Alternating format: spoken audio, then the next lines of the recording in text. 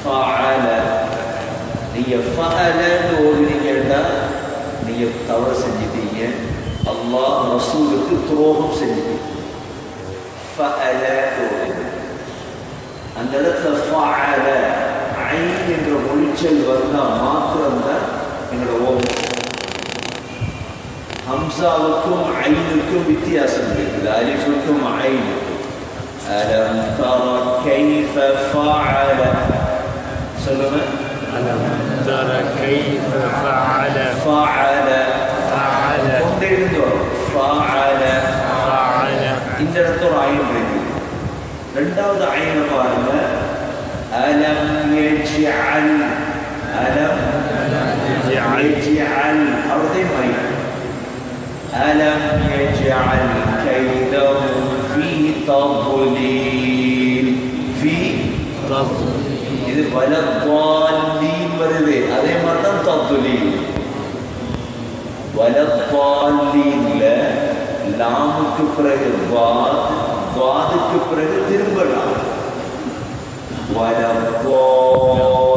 வலத்தாலீன் அதே மாதிரி தான் இடத்துல ததுலீல் வாதுக்கு பிறகு லாம். மூன்றாவது ஐன் வருது பாருங்க. وأرسل عليهم சொல்லுங்க. أرسل عليهم அது மூணாவது ஐன். وأرسل عليهم أرسل عليهم طيرا طيرا طيرا طيرا பல்லுடைய மேல் பகுதியில் நாக்குப்படணும். طيرا أبابيل ترميهم بحجارة من سجيل. அடுத்த ஐன் வருது பாருங்க. فجعلهم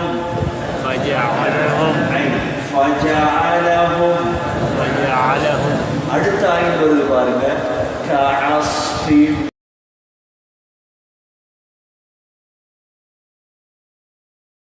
كعصف مأكول. كعصف مأكول. முக்கியமாக இந்த சூறாவில் நாங்கள் ஐனை மொழியப்படணும். கஷ்டம்தான். உலகத்தில் இபாதத்துகள் குர்ஆனை படிக்கிறது கஷ்டம்தான். அது நாங்கள் கஷ்டத்தோடு படிக்கணும். அடிக்கடி நலம் தர கைஃப ஓதும் பொழுது ஐனுடைய சட்டத்தை நாங்கள் அதிகமாக பழகி கொண்டோம்னா பின்னர் போக லேசாக. இந்த சூறாவுடைய பெயர் சூரத்துல் ஃபீல். சூரத்துல் ஃபீல் மக்காவில் இறக்கப்பட்ட சூறா. இது 5 ஆயத்துகளை கொண்ட சூறா. இந்த சூறா சூறாவுடைய சொல் கருத்தை பாருங்க. அலம் தர அல்லாஹ் கேட்கிறார். அலம் தர நபியே நீங்க பார்க்கலையா? அலம் தர நீங்க பார்க்கலையா நபியே? கைஃப எவ்வாறு? கைஃபன்னா எப்படி, எவ்வாறு. ஃபஅல ஃபஅலன செய்தான்.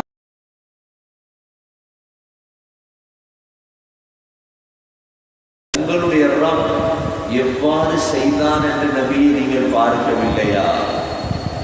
B அஸ்ஹாபில் feel. அஸ்ஹாப் என்றால் தோழர்கள், ஃபீல் என்றால் யானை. யானை தோழர்களோடு உன்னுடைய ரப் எவ்வாறு நடந்து கொண்டான் என்று நபியே நீங்கள் பார்க்கவில்லையா? சொல் கருத்தா இது. அலம் யஜ்அல் அலம் யஜ்அல் அவன் ஆக்கவில்லையா? கைதஹும் அவர்களுடைய சூழ்ச்சிகளை. கைத் என்றால் சூழ்ச்சி, என்றால் அவர்களுடைய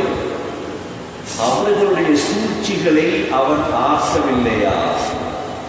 ஃபீ ததுலீல் ஃபீ ததுலீல் அவர்களுடைய சூழ்ச்சிகளை அவன் வீணடிக்கவில்லையா? நாசத்தில் ஆக்கவில்லையா? وأرسل அனுப்பினான். அலைஹிம் அந்த யானை படைக்கு எதிராக தைரன் பறவையை, தைர் என்றால் பறவை, அபாபீல் அபாபீல் என்ற பறவைகளை அனுப்பினார். அபாபீல் என்பது புல்புலுடைய பன்மை. புல்புல் புல்புல் என்பது இராப்பாடி, ராவையில சத்தம் ஒன்று போமே, ராப்பாடி என்கிறது. ராவையில சத்தம் போடுற பறவை புல்புல். புல்புலுடைய பன்மைதான் அபாபீல். இந்த அபாபீல் பறவைகளை அவர்களுக்கு எதிராக அனுப்பினார். தர்மீஹிம் தர்மீஹிம் அவர்களுக்கு அவைகள் எரிந்தன. பிஹிஜாரத்தின் ஹிஜாரான கல். மின் சிஜ்ஜீல் சிஜ்ஜீல் என்றால் சுடப்பட்ட கற்களை. சுடப்பட்ட கற்களை அந்த பறவைகள் அவைகளுக்கு எரிந்தன. ஃபஜஅலஹும் அவர்களை அல்லாஹ் ஆக்கினான். கஅஸ் கஅஸ் வைக்கோல்களை போல். அஸ்ஃப் என்றால் வைக்கோல். அஸ்ஃப் என்றால் அந்த கேஃப் இருக்கிறே உவமானம், ஒன்றை போல். இந்த ஒரு வார்த்தைக்குள்ள கருத்து, ஒரு சொல்லுக்குள்ள, ஒரு எழுத்துக்குள்ள கருத்து. கஅஸ் வைக்கோலை போல் ஆக்கினான். எவ்வாறான வைக்கோல் என்றால் மக்கூல் சப்பி துப்பப்பட்ட வைக்கோல்களை போன்று அவர்களை ஆக்கினார். இது சொல் கருத்து. இது படிக்கணுங்களே உங்களுக்கு விளங்கும். ஏதோ ஒரு பெரிய ஒரு சம்பவம் இதற்குள்ள இருக்குது. இந்த சூரத்துல் ஃபீலுக்கு மக்காவில் இறக்கப்பட்ட இந்த சூறாக்கள் அல்லாஹ் சஹாபாக்களுக்கு ஈமான படிச்சு கொடுத்தார். என்ன ஈமான்? உலகத்தை நடத்தாற்றது அல்லாஹ். உலகத்தை நடத்தாற்றது ஆரம்ப முஸ்லீம்கள் தானே. சஹாபாக்கள் மக்காவோட ஆரம்ப முஸ்லீம்கள். உலகத்தில் யாராலையும் எதையும் பாதுகாக்க முடியாது, எதையும் செய்ய முடியாது. அனைத்து நல்லா கற்றுக் கொடுக்கும். இந்த சூறாக்களை ஓதினதோட சஹாபாக்களுடைய உள்ளத்துல ஈமான் கூடிடும். எங்களுக்கு ஈமான் கூடும், கருத்து தெரிஞ்ச. கருத்து தெரியாததால எங்களுக்கு ஈமான் கூடாது. ஹஸரத் என்னமோ ஓதிட்டு போவார், நாங்களும் ஓதிட்டு போவோம். கருத்து விளங்கி ஓதும் பொழுது ஒரு மனிதன் சில நேரம் சில இக்கட்டான சந்தர்ப்பங்களை அடைவார். இக்கட்டான சந்தர்ப்பங்களை அடையும். அதிகமான இப்போ நீங்கள் கேள்விப்படுவீங்க நம்ம ஊர்களில் இக்கட்டான கட்டங்களில் காலி, அதாவது கோயிலுக்கு போகிற முஸ்லீம்களும் இருக்கிறாங்க. இந்த ஊரில், நம்மளோட ஊரில் ஒரு சின்னால கஷ்டப்பட்டு பட்டு ஏழாம கடைசியாக பார்த்தாங்க அந்த அல்லாஹ்வால ஒன்றும் செய்ய. எங்கேயோ ரத்னபுரையில் ஒரு கோவிலில் எல்லாம் நடக்குது. அங்கே போனவங்க தெரியல. என்ன காரணம் என்றால் அந்த ஈமான் உள்ள பழகி என்ன கஷ்டம் வந்தாலும் என்ன பிரச்சனை வந்தாலும் பாதுகாக்கிறவன் அல்லாஹ் என்கிறத படிச்சுத்தான் அல்லாஹ் என்று சொல்லுவார். நாங்க மனம் தளர்ந்துடப்படாது. எப்பயும் மனம் தளர்ந்துடப்படாது. குர்ஆனை படிக்கிற அதுக்கு இந்த சூறாவில் அல்லாஹ் சுப்ஹானஹு வ தஆலா மிக முக்கியமாக எங்களுக்கு கற்றுத்தாரார் அஸ்ஹாபுல் ஃபீலுடைய சம்பவத்தை. இந்த சம்பவம் என்ன நடக்குதுன்னா, ஹபஷாவில், எத்தியோப்பியாவில் நஜாஷி என்ற மன்னனுக்கு முன்னால் உள்ள காலம். நஜாஷி என்ற மன்னன் ரசூலுல்லாஹுடைய காலத்தில் உள்ளவர். அவருடைய பேர் அஸ்ஹமா நினைக்கிறேன். நஜாஷியுடைய மண் ஆட்சி காலத்திற்கு முன்னுள்ள காலத்திலே எத்தியோப்பியாவை ஆண்டு வந்தார் அப்ரஹத்துக்கும் அஷ்ரம். அப்ரஹா, நாங்கள் சின்ன பிள்ளைய பொத்தோத்திலே படிச்சுட்டு அப்ரஹாட படம் அப்ரஹத்துல் அஷ்ரம். இவர் என்ன செஞ்சாருன்னா, ஹபஷாவில் பெரிய ஒரு கோவில் ஒன்று கட்டினார். பெரிய ஒரு கோவில் ஒன்று கட்டி அந்த கோவிலுக்கு பேர் வைத்தார் குல்லைஸ். குல்லைஸ், KULLIS. ஏன் சொல்றேன்னா மாறி பெரிய பேர் வச்சாரு குல்லைஸ். எத்தனையோ பேரு அது மாத்த சொன்னாலும் மாத்துறது. எத்தனையோ பேர் குல்லைஸ் என்று எத்தனை பேர் வச்சிருக்காங்க. இந்த குல்லைஸ் என்ற பெயர் இருக்குது, இது அப்ரஹா கோவில கட்டிட்டு வச்ச பேரு குல்லைஸ். KULLIS குல்லைஸ். அவ குல்லைஸ் என்ற பெயரை வச்சு இந்த அப்ரஹாவோட நோக்கம் என்னன்னா, காபத்துல்லாவுக்கு வார மக்களை அப்படியே திருப்பி எடுக்கணும். அங்க அப்படியே திருப்பி எடுக்கும். உலகத்தில் அப்ரஹாவோட சிந்தனையாளர்கள் இப்பயும் வாழ்வாங்க. அப்ரஹாவுடைய சிந்தனையாளர்கள் இப்பயும் வாழ்வாங்க. ஒரு இடத்துக்கு மக்கள் போகும் பொழுது அந்த மக்களை திருப்பி எடுக்கிறது மக்களை. இப்ப என்ன செஞ்சார், கினானா கோத்திரத்தை சேர்ந்த ஒரு அரபி மனிதர் ராவையில போய் இவண்ட குல்லைஸ் என்ற வணக்க ஸ்தலத்துக்குள்ள டாய்லெட் போயிட்டு வந்துட்டார். எப்படி கட்டியிருக்கான்னு விளங்கி, கினானா அரபி கோத்திரம், கினானா கோத்திரத்தை சேர்ந்த ஒருவர் இவருடைய அந்த குல்லைஸ் என்ற வணக்க ஸ்தலத்துக்குள் பூந்து டாய்லெட் போயிட்டு வந்துட்டார்.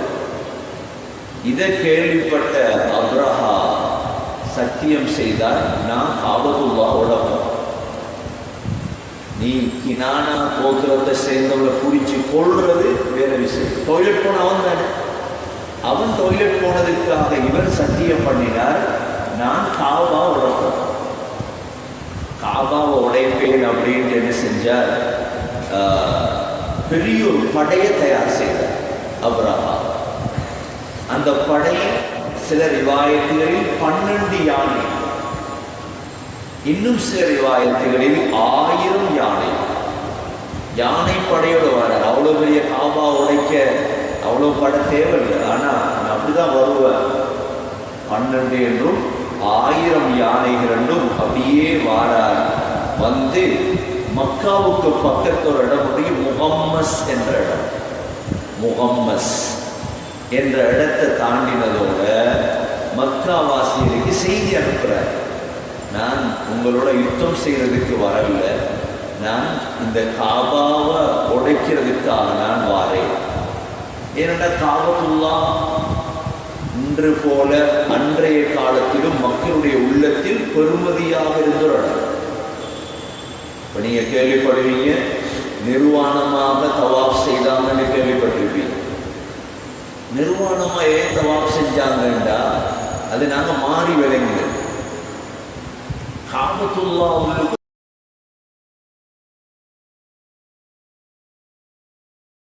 புடவையோட காபா உள்ளுக்கு போகக்கூடாது யார். அதான் பழைய வரலாறுகள் இருக்குது. காபாவுடைய வரலாறு அரபு கிதாப் ஒன்று இருக்குது. அதுல இருக்குது, காபத்துல்லா உள்ளுக்கு ஒரு கிணறு ஒன்று இருந்துச்சு. கிணறு மாதிரி யாராவது ஹராமான பணத்தில காபா உள்ளுக்கு நுழைந்தா அதுக்குள்ளது பாம்பு வெளியே வரும். பாம்பு வந்து இவரை திறத்தும், காபாவுக்கு நீ போ வெளியே. அதனால அவங்க என்ன செய்யறதுன்னா, ஹலாலான உடுப்போடு தான் தவாப் செய்யும். இதுக்கு இன்னொரு உதாரணம், இந்த காபத்துல்லா பொட்டி தானே, இந்த பொட்டியை சுற்றி ஒரு அறவட்டம் ஒன்று இருக்கிறார். என்ன சொல்றது அறவட்டம்? இஸ்மாயில். இந்த அறவட்டமும் பூர்த்தியாக இருந்தது இப்ராஹிம் அலைஹிஸ்ஸலாத்துடைய காலம். அறவட்டமாக இருக்கல காபா. குறைஷிகள் இந்த பொட்டியை கட்டிட்டு அறவட்டத்தை கட்டும் பொழுது பணம் முடிச்சு, ஹலாலான பணம் அப்படியே விட்டுட்டாரு. ஹராமான பணம் இருந்துச்சு, ஹராமான பணம் இருந்தது, ஆனா ஹலாலான பணம் முடிஞ்சு. அதனால அந்த பொட்டியோட கட்டி அந்த அறவட்டத்தோடு விட்டுட்டார். அதான் இன்று வரைக்கும் அப்படியே வந்து காபத்துல்லா வந்து இந்த தவாஃப் செய்யறது தான் காபாவை தவாஃப் செய்யும் பொழுது யாராவது அந்த அதுள்ளுக்கு நுழைஞ்சா தவாஃப் உடைஞ்சிடும். ஏன் அது நுழையிற ஒருத்தர், ஏன்னா காபத்துல்லா உள்பகுதி அந்த அறவட்டத்துள்ளும் போகலாம். இப்போ இமாம்கள் தொழுவிக்கிற இமாம்கள் சுண்ணத்தொழுது அது சுண்ணத்து என்ன காட் பாதுகாப்பு பிளேஸ்.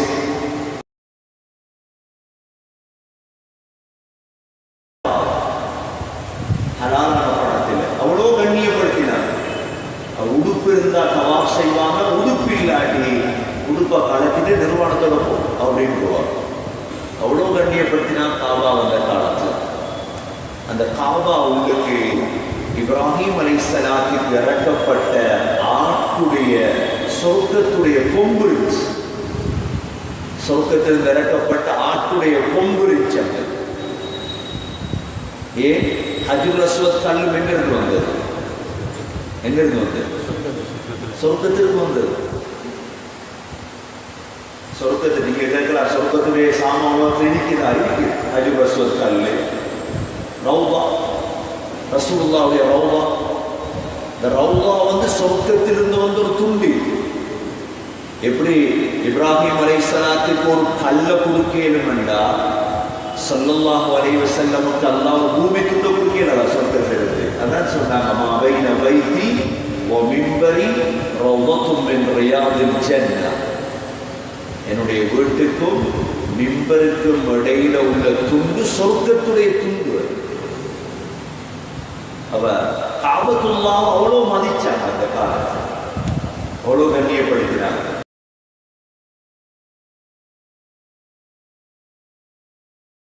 ஹஜ்ஜாஜ் இப்னு யூசுஃப் இந்த காபாவை கேவலப்படுத்தின ஒரு முஸ்லிமான். அவ முகம்மஸ் என்ற இடத்திலிருந்து அப்ரஹா செய்தி அனுப்பினார், இப்படித்தான் நான் காபத்துல்லா உடைக்க போறேன் அப்படின்னு.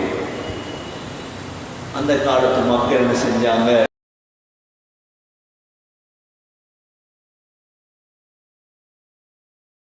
போய் மலைகள்ல போய் ஏறி உட்கார்ந்து கொண்டாங்க. இதை பார்க்கிறோம்.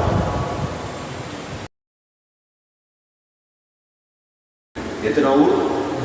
5 ஊர். முதலாவது அஜியாத். காபாவை சுத்திரிக்க பழைய ஊர் அஜியாத். இந்த அஜியாத் என்ற இடத்துல தான் ஸல்லல்லாஹு அலைஹி வஸல்லம் ஜிப்ரீல் அலைஹிஸ்ஸலாத்தை நேரடியாக கண்டார். இப்பயும் இருக்கு அஜியாத். அஜியாத் ஹாஸ்பிட்டல் அம்பா அஜியாத் ஒரு ஊர். அதாவது மன்னருடைய பேலஸ் இருக்கிறது அஜியாத். 2வது ஊர் காபாவை சுத்திரிக்கிற ஊர் கஸ்ஸா. என்ன ஊர்? கஸ்ஸா. இந்த கஸ்ஸா என்ற ஏரியானால் ஸல்லல்லாஹு அலைஹி வஸல்லம் குடும்பம் வாழ்ந்தது. நபி அவர்கள் பிறந்த ஊரு அந்த ஏரியாவில் கஸ்ஸா. 3வது ஷாமியா. என்ன? ஷாமியா இல்லை, இப்ப அப்படியே வகுப் செஞ்சிட்டார் மன்னர் அப்துல்லா மௌத்தாகும் பொழுது. ஷாமியா அப்படியே அரபுகள் எடுக்கிறார். 4வது ஊர் ஷுபைக்கா. என்ன ஊர்? ஷுபைக்கா. இந்த ஷுபைக்கால தான் சுமையா ரலியல்லாஹு அன்ஹாவுடைய கபர் இருக்கு. உம்ராவுக்கு போனா பாருங்க இதெல்லாம். அடுத்து அந்த பிள்ளைகளை புதைச்ச இடம் அவட தான் இருக்கு, ஷுபைக்கா. 5வது ஊர் தான் மிஸ்பலா. இந்த 5 ஊரை சுத்தி நடுவில் உள்ளதான் என்ன? மழை பெஞ்சா அந்த 5 ஊரை தண்ணி வரது காபா. காபா பள்ள தண்ணி கனவாயிரான காபா. இப்ப என்ன செஞ்சாங்கன்னா, அப்ரஹாட படை வருது. இவங்க எல்லாம் போய் மலைகள்ல நிக்கிறாங்க. போய் இதை பார்த்துட்டு 5 ஊர் மலைகள்ல ஏறிட்டு பார்த்துட்டு வரும் பொழுது அப்துல் முத்தலிபுடைய ஒட்டகங்கள் எல்லாத்தையும் கைப்பற்றிட்டு வரார். வந்து சொல்றாங்க, அப்துல் முத்தலிபுடைய 200 ஒட்டகத்தை கைப்பற்றிட்டார். இப்ப அப்ரஹா என்ன செஞ்சார்? மக்காவுடைய பேச்சுவார்த்தை நடத்துறதுக்கு வாங்கன்னு கூப்பிட்டார். அப்துல் முத்தலிப் தான் போனார், ரசூலுல்லாஹ் அப்பா, பாப்பட வாப்பா அப்துல் முத்தலிப். பேச்சுவார்த்தைக்கு போனதோட அப்துல் முத்தலிபை பார்த்து அப்ரஹா சொன்னார், நாங்கள் உங்களோட யுத்தம் செய்யறதுக்கு வரல, இந்த காபாவை உடைக்கிறதுக்கு வந்திருக்கிறோம். நீங்கள் அதை நாங்கள் உடைச்சிட்டு போவோம், நீங்கள் உங்களை பாட்டில் இருக்கிறோம். அப்துல் முத்தலிப் சொன்னார், இது காபத்துல்லாவுக்கு ஒரு ரப்பு இருக்கிறார், அதை அவன் பார்ப்பான். காபத்துல்லாவுக்கு ரப்பு இருக்கிறார், அதை அவன் பார்ப்பான் அப்படின்ட்டு அப்துல் முத்தலிப் சொன்னாரு. என்ற அந்த 200 ஒட்டகத்தை தான், ஒட்டகம் என்ற ஒட்டகத்தை படிச்சிருக்கீங்க, அந்த 200 ஒட்டகத்தை தான். அப்புறம் அது ஆச்சரியமாக போயிடுச்சு. ஒரு பெரிய காபா உடைக்க வந்திருக்கிறோம், நீ ஒட்டகத்தை பற்றி பேசுகிறாயே அப்படின்றார். அப்துல் முத்தலிப் சொன்னார், ஒட்டகத்தை வளர்க்குறான்னா காபாவை பாதுகாக்கிறதுக்கு அல்லாஹ் இருக்கிறார், நாம செய்வாங்க. பாருங்க, ஜாஹிலிய காலத்தில் இருந்த நம்பிக்கையை பாருங்க. ஜாஹிலிய காலத்தில் இருந்த நம்பிக்கை தான் இவ்வளோ பெரியது அப்படின்ட்டு என்ன செஞ்சார் அப்துல் முத்தலிப்? தனது பொருள்களை எடுத்துட்டு எல்லாருமே போயிட்டாங்க. எல்லாருக்கும் தெரியும், கடைசியாக காபாவுடைய அந்த கதவழியை வந்து அப்துல் முத்தலிப் துவா கேட்குறாங்க, யா அல்லாஹ், அப்ரஹாவோட படம் வந்திருக்கு, நீ தான் இந்த பாருங்க அப்படின்னு துவா கேட்டுட்டு எல்லாரும் போயிட்டாங்க, ஊரை விட்டுட்டு. இப்போ அப்ரஹாவோட படை மக்காவுக்கு நுழையுது. அப்ரஹாவுடைய படையில ஒரு யானை இருந்தது. அந்த யானையுடைய பேர் மஹ்மூத். யாருடைய பேர் என்ன? மஹ்மூத் என்ற யானை. இந்த யானை அப்படியே காபாவை நோக்கி வரும் பொழுது அப்படியே கீழே உட்கார்ந்துச்சு குசும்பல். திருப்பினா அது போகுது, அது மற்ற சைட் போகுது, யமன் பக்கம் போகுது. அந்த யானை காபா பக்கம் வருதே இல்லை. யானை இவன் எழுப்புறான், இல்லை, மற்ற பக்கம் போகுது இந்த யானை. இப்ப யோசிச்சா என்ன செய்யறது? அந்த யானை தான் முக்கியமான யானை. 2வது நாள் ஆகிட்டு ஒரு நாள் அப்படியே கழிவு. முதல் யானை இருந்துட்டே இடையில 2வது நாளும் அப்துல் முத்தலிப் அப்படியே துவா கேட்கிறார். மட்டும் இந்த நேரம் தான் அப்துல் முத்தலிப் பார்க்கிறார், சில பறவைகள் நேரம் சுத்து. பறவைகளை வச்சுத்தான் அந்த காலத்தை முழு முடிவெடுக்கணும். பறவைகளை வச்சு அப்துல் முத்தலிப் பார்க்கிறார், இந்த பறவை திஹாமாவுடைய பறவை அல்ல. ஏரியா திஹாமா வந்து அப்பாட மாவட்டம். நஜிதுடைய பறவையும் அல்ல, கிழக்கு மாகாண பறவையும் இல்லை. நஜித் அல்ல, அந்த மாகாண பறவையும் அல்ல, அந்த மாவட்ட பறவையும் அல்ல. வித்தியாசமான பறவை. ஒவ்வொரு பறவையுடைய சொந்தில் ஒரு கல், 2 கால்ல 2 கல், 3 கல். இந்த பறவை பறக்குது மேலான. இந்த நேரம் தான் படம் உள்ளுக்காகுது. அப்ரஹாவுடைய பட அல்லாஹ் இந்த பறவை அனுப்பினான். சின்ன பறவை, ஒரு கல் சொந்துல, 2 கல் 2 கால்ல. இந்த பறவைகள் அந்த கல்லுகளை போட தொடங்கியது யானைகள் மீதும் படைகள் மீதும்.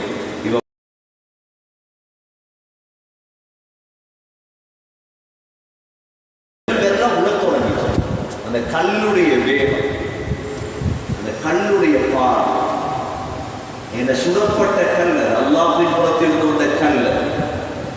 அந்த கல்லு வந்து அனுப்பினது அல்லாஹ்வே. லூத் அலைஹிஸ்ஸலாத்துடைய கூட்டத்துக்கு கல்லு மழை பொழிஞ்சிச்சு. அந்த கல்லு தலையில விழுந்தா போய் சின்ன கல்லு, செவ்வாய் கிரக தெரிக்கிற கல் ஆராய்ச்சி பண்றாங்களே, அந்த கல்லுடைய ஒரு அணு போதுமா போட்டதோட ஒவ்வொன்றாக அப்ரஹாவுடைய தலையிலே ஒரு கல் விழுந்தது. ஒவ்வொரு விரலாக விழத் தொடங்கியது. கடைசியாக அப்ரஹா சன்ஆவை போய் அடையும் பொழுது அப்படியே அவன் மௌத்தாயிட்டார். இந்த சம்பவம் அப்படியே சீரத் இப்னு ஹிஷாம் என்று ஹிஸ்டரியுடைய கிதாப் இருக்குது. ஸல்லல்லாஹு அலைஹி வஸல்லம் வரலாற்று கிதாப் சீரத் இப்னு ஹிஷாம் 1ஆம் ஜுஸு 49ஆம் பக்கத்தில் இந்த சம்பவம் பதிவு செய்யப்படுகிறது. இந்த நிகழ்வு தான் அரேபியர்களுடைய உள்ளத்தில் பெரும் ஒரு நிகழ்வாக பதிவு செய்யப்பட்டது. அதனால தான் நாங்கள் படிச்சிருக்கோம் ஆமுல் ஃபீல். யானை ஆண்டு. அப்ப இது வரலாறாக வச்சுட்டாங்க அரபிகள். ஆமுல் ஃபீல், ஆமுல் ஃபீலுக்கு முந்தி, ஆமுல் ஃபீலுக்கு பிந்தி. இப்போ நாங்கள் கிறிஸ்துவுக்கு முந்தி கிறிஸ்துவுக்கு பிந்தி மாதிரி வரலாறாக மாறியது போல இந்த ஆமுல் ஃபீல் இது நடந்தது ஸல்லல்லாஹு அலைஹி வஸல்லம் பிறப்பதற்கு முன்னால் 570ஆம் ஆண்டு நடந்தது. கிறிஸ்துவுக்கு பின் 570ஆம் ஆண்டு இந்த சம்பவம் நடந்தது. ஸல்லல்லாஹு அலைஹி வஸல்லம் 571ஆம் ஆண்டு ஸல்லல்லாஹு அலைஹி வஸல்லமுடைய பிறப்பு நடந்தது. அல்லது 570 என்றும் சில வரலாற்று ஆசிரியர்கள் சொன்னாலும் அந்த காலத்தில் தான் அல்லாஹ் இந்த சம்பவத்தை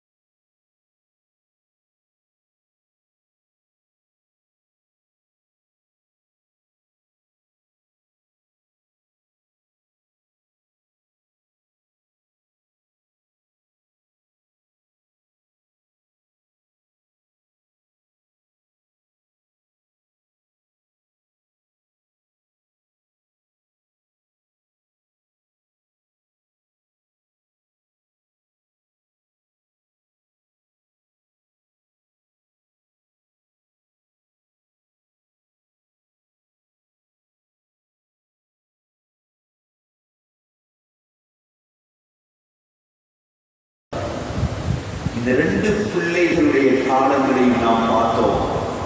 உமர் பின் அப்துல் அசீஸுடைய பிள்ளைகள் அல்லாஹ் எவ்வாறு மாற்றினான் என்றால், ஒரு நாளைக்கு 100 ஒட்டகம் சதக்கா கொடுக்கும் அளவுக்கு அல்லாஹ் செல்வத்தை கொடுத்தார் இந்த பிள்ளைகள்.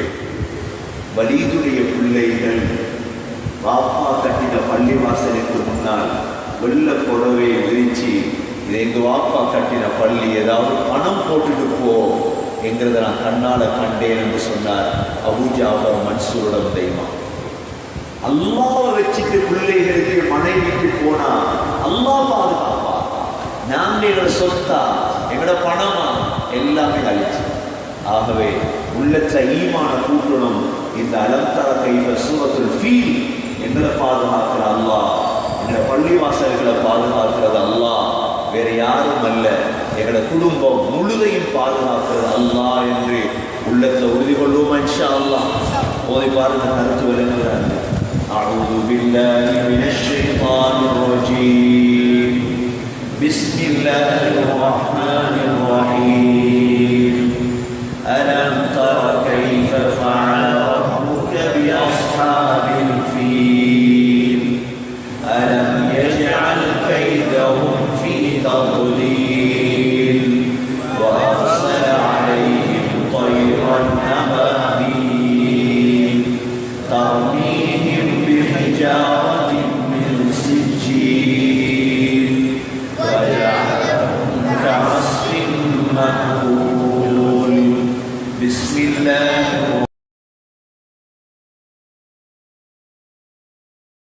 في قريش إيلافهم رحلة الشتاء والصيف فليعبدوا رب هذا البيت الذي أطعمهم من جوع وآمنهم من خوف.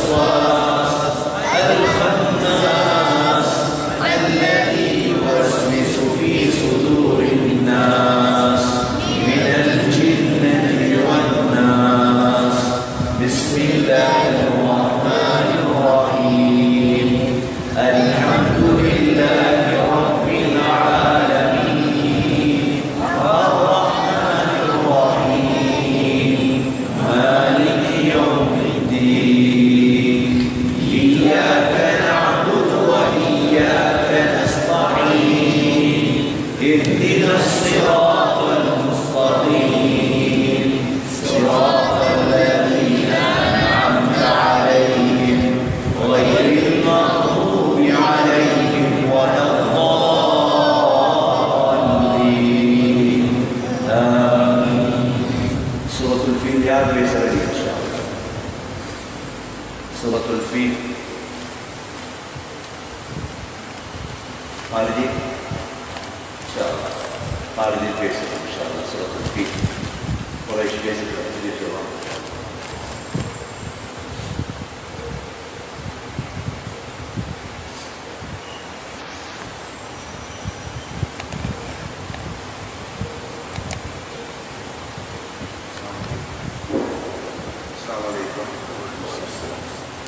சென்ற தப்சீர் வகுப்பினால சூரத்துல் குரைஷ் சூறாவை பார்த்தோம்.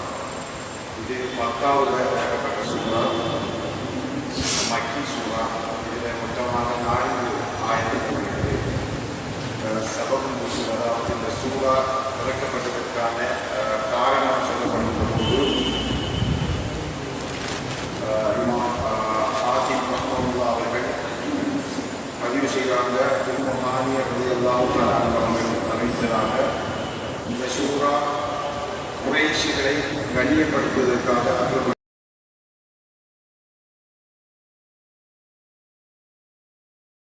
குறைஷ் என்பது ஒரு வம்சம், ஒரு குடும்பம். நபி ஸல்லல்லாஹு அலைஹி வஸல்லம் அவர்களுடைய குடும்பம். நபி ஸல்லல்லாஹு அலைஹி வஸல்லம் அவர்கள் சொன்னார்கள், என்னுடைய குடும்பத்தை அல்லாஹ் கண்ணியப்படுத்துகின்றான். அந்த உம்மஹானி ரலியல்லாஹு அன்ஹா அவர்கள் அறிவிக்கின்ற அந்த ஹதீஸ் 7 விடயங்களை கொண்டு என்னுடைய குடும்பம் கண்ணியப்படுத்தப்படுகின்றது. முதலாவது சொன்னாங்க, நான் குறைஷியை சேர்ந்தவர். 2வது சொன்னாங்க, நபித்துவம் குறைஷிலே இருக்கின்றது. 3வது சொன்னாங்க, அல்லாஹ் தஆலா குறைஷிகளுக்கு கஅபாவுடைய ஆட்சியை கொடுத்திருக்கிறான். 4வது சொன்னாங்க, அப்ரஹாமுடைய அந்த யானை படையிலிருந்து அல்லாஹ் குறைஷிகளுக்கு உதவி செய்தான். அடுத்த நபி ஸல்லல்லாஹு அலைஹி வஸல்லம் சொன்னார்கள், குறைஷி என்கிற அந்த வம்சத்திற்காக அந்த சூறா இறக்கப்பட்டது. அடுத்தது நபி ஸல்லல்லாஹு அலைஹி வஸல்லம் அவருடைய நாவால் அந்த சூறா ஓதப்பட்டது. இப்படியாக அந்த 7 கண்ணியங்களையும் நபி ஸல்லல்லாஹு அலைஹி வஸல்லம் அவர்களுடையதாக உம்மஹானி ரலியல்லாஹு தஆலா அன்ஹா அவர்களை கொடுக்கும் இமாம் ஹாத்திம் ரஹ்மத்துல்லாஹி அவர்கள் பதிவு செய்கிறாங்க. இந்த உம்மஹானி ரலியல்லாஹு அன்ஹா அவர்களை பற்றி அவர் சொல்கின்ற போது சொன்னார்கள், இவர்கள் அபூ தாலிப் அவருடைய மகள், அதாவது அலி அலி அவர்களுடைய சகோதரி. மொத்தமாக 6 பிள்ளைகள் சொன்னாங்க. ஜாஃபர் அலி ரலியல்லாஹு அன்ஹு அவர்கள், அகீல் என்று சொல்லி ஒரு சகோதரர், இன்னொரு பேர் மறந்து சொன்னாங்க, ஹாலி. 4 ஆண் பிள்ளைகள், 2 பெண்களில் ஒன்று ஜுமானா, அடுத்தது உம்மஹானி. 6 பிள்ளைகள். அபூதாலி நபியுடைய சாட்சி. இந்த உம்மஹானி ரலியல்லாஹு அன்ஹா அவர்கள் நபியிடத்தில் வந்து சொன்னாங்க, யா ரசூலல்லாஹ், நான் என்னை ஒரு அர்ப்பணிக்கிறேன், என்னை நிக்காஹ் செய்து கொள்ளும்படி நபியிடத்தில் வந்து தன்னை அர்ப்பணித்தார்கள், நிக்காஹ் செய்யும்போது. நபி ஸல்லல்லாஹு அலைஹி வஸல்லம் அவர்களுக்கும் அவர்களை ஏற்றுக்கொள்வதற்கு ஒரு விருப்பம் இருந்த போதிலும் அல்லாஹ் சுப்ஹானஹு வ தஆலா அவர்களை நபி ஸல்லல்லாஹு அலைஹி வஸல்லம் அவர்கள் அறிவித்தான், ஹிஜ்ரத் செய்யாத எந்த பெண்களையும் உங்களுக்கு திருமணம் முடிக்க முடியாது. அந்த சந்தர்ப்பத்தில் உம்மஹானி ரலியல்லாஹு அன்ஹா அவர்கள் ஹிஜ்ரத் செஞ்சிருந்தது. அதனால் நபி ஸல்லல்லாஹு அலைஹி வஸல்லம் அவர்களுக்கு அவங்களோட நிக்காஹ் நிறைவேற்றி வாழ முடியும் அப்படின்ற செய்தியும் சொன்னாங்க. அது மட்டும் இல்லாமல் அது செல்லும் போது இந்த குறைஷி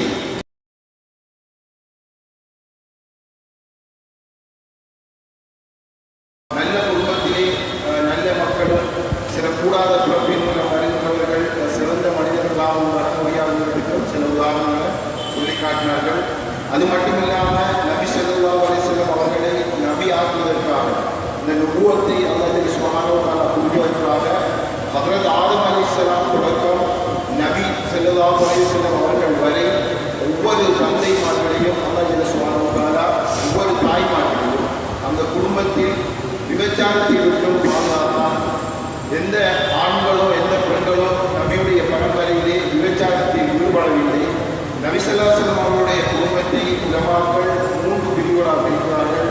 முதலாவது நபி ஸல்லல்லாஹு அலைஹி வஸல்லம் அவர்களில் இருந்து அத்னான் வரைக்கும், இரண்டாவது அத்னானில் இருந்து ஹஜ்ரத் இப்ராஹிம் அலைஹிஸ்ஸலாம் வரைக்கும், மூன்றாவது ஹஜ்ரத் இப்ராஹிம் அலைஹிஸ்ஸலாம் தொடக்கம் ஹஜ்ரத் ஆதம் அலைஹிஸ்ஸலாம் வரைக்கும் 3 பகுதிகளாக பிரித்து அந்த அவருடைய பரம்பரை கூறப்படுகின்றது. எங்களுக்கு சொன்னாங்க எங்களை பரம்பரை 1 2 அப்பா பின்னாடி எங்களுக்கு தெரியறதுக்கு வாய்ப்பு இல்லை. ஆனால் உலமாக்கள் நபி ஸல்லல்லாஹு அலைஹி வஸல்லம் அவருடைய அந்த பரம்பரையை முதல் மனிதன் ஆதம் அலைஹிஸ்ஸலாம் வரைக்கும் கிதாபுகளில் ஒவ்வொரு பேர்களாக மிக தெளிவாக பதிவு செய்யப்பட்டிருக்கிற செய்தியை சொல்லி ஒவ்வொரு பேராக ஹஜ்ரத் அவர்கள் ஒவ்வொரு பேராக வாழ்த்து காட்டினார். நான் சின்னத்தில் முஹம்மது ஸல்லல்லாஹு அலைஹி வஸல்லம் அவர்கள் அவருடைய தாப்பன் அப்துல்லா, அவருடைய தாப்பன் அப்துல் முத்தலிப், அவருடைய தாப்பன் காசிம், அவருடைய தாப்பன் அப்துல் மனான், இதுவரை படிச்சுக்கிறோம் தெரிஞ்சு. அதுக்கு பின்னால ஹஜ்ரத் ஆதம் அலைஹிஸ்ஸலாம் வரைக்கும், அதனாலிருந்து இஸ்மாயில் அலைஹிஸ்ஸலாம், இப்ராஹிம் அலைஹிஸ்ஸலாம், அதிலிருந்து சீதா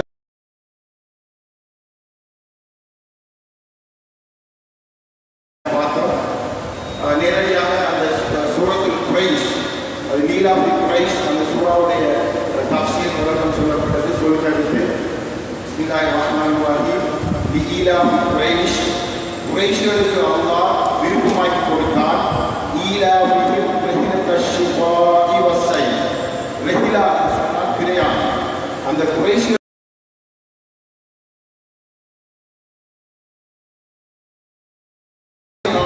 மாரிகால பிரயாணத்தை குரைஷிகளுக்கு அல்லாஹ் விருப்பமாக்கி கொடுத்திருந்தான்.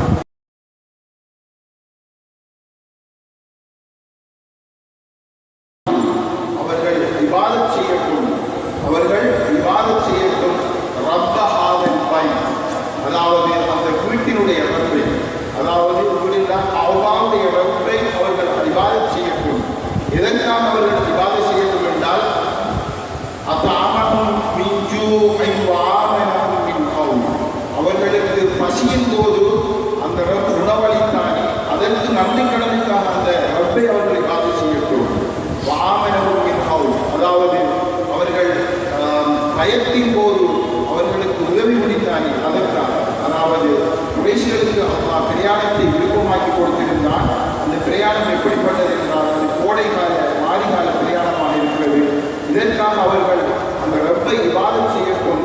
அந்த ரப்பு எப்படிப்பட்டவர் என்றால் அவன் அல்லாஹ்வுடைய ரப்பு. ஏன் அவர்கள் இபாதத் செய்ய வேண்டும் என்றால் அவர்களுக்கு அல்லாஹ் பசியின் போது உணவளித்தார். அதற்காகவும் அவர்கள் பயப்பட்டிருந்த சந்தர்ப்பத்தில் அல்லாஹ் அந்த பயத்திலிருந்து மீட்டு அவர்களுக்கு உதவி செய்த அந்த செய்தியையும் நாங்கள் அந்த சூறாவுடைய நேரடி தஃசீர் கருத்தாக பார்த்தோம். அதற்கு இறுதியாக சொன்னார்கள், எந்த ஒரு உம்மத்து அல்லாஹ் கொடுத்த அந்த ஞாபகங்களுக்கு நன்றி செலுத்தலையோ, அல்லாஹ் சூரா நஹ்ல்ல எப்படி இந்த உம்மத்தை நாங்கள் சோதிப்போம் என்ற செய்தியை அல்லாஹ் சுப்ஹானஹு சொல்லி காட்டுகிறான். எந்த உம்மத்துக்கு நாங்கள் உணவளித்ததற்காக, பயத்திலிருந்து நிவாரணம் அளித்ததற்காக யாரெல்லாம் அல்லாஹ்வுக்கு ஞாபகம் செய்யலையோ அவர்களை இந்த 2ஐயும் கொண்டு அல்லாஹ் சோதிப்பதாக அந்த சூறாவிலே வழங்கப்படுத்தினார்கள். முதலாவது அவர்கள் மத்தியிலே பசி பட்டணி போடப்படும், அதை கொண்டு அவர்கள் சோதிக்கப்படும். இரண்டாவது அவர்களுடைய உள்ளங்களில் அல்லாஹ் பயத்தை ஏற்படுத்துவான், அந்த பயத்தின் மூலம் சோதிக்கப்படும். ஆகவே இதில் இருந்து நாம் முயற்சி பெறவமாக இருந்தால், ஒரு உம்மத்து சிறப்படைவமாக இருந்தால், இந்த சூரா குரைஷில் சென்ற மாதிரி அவர்கள் அந்த அல்லாஹ்வுடைய ரப்பை இபாதத் செய்யட்டும். அப்போ நாங்கள் எங்களோட உம்மத்து முயற்சி பெறவமாக இருந்தால் அதுக்கு ஒரே ஒரு வழி இபாதத் தான். எல்லா சந்தர்ப்பங்களையும் நாங்கள் அல்லாஹ்வை இபாதத் செய்து கொண்டு இருக்க வேண்டும், எங்களுடைய தேவைகளை கையேற்ற வேண்டும். இறுதியாக சொன்னார்கள், எங்களுடைய உம்மத்தில் எப்படிப்பட்டவர்கள் உருவாக வேண்டும் சொன்னால், ஏதாவது ஒரு தேவை, ஏதாவது இந்த உம்மத்துடைய ஒரு